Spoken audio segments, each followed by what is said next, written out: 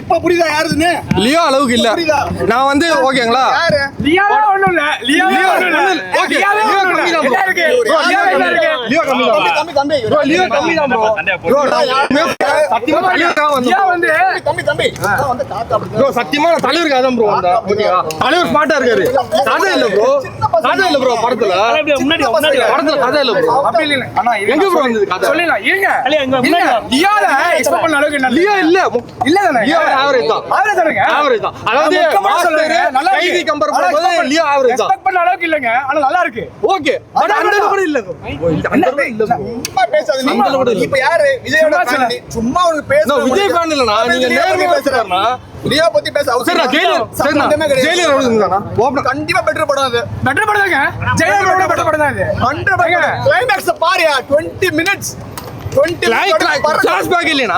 ஏப்பா Flash back இல்ல. நீ பார்க்கலப்பா நீ. நோ பச்சியா புடுறா நான் படம் பார்க்கல பேச முடியாதா? எங்கடா அது?